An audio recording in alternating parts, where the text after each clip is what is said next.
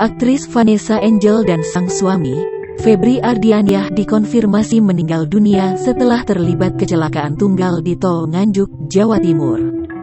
Dari foto yang beredar, mobil berwarna putih yang ditumpanginya rusak parah usai mengalami tabrakan.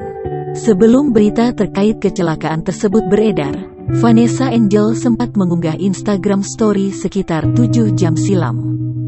Dia memperlihatkan suasana jalanan yang ada di sekitarnya. Ia bahkan meminta netizen untuk menebak tujuannya.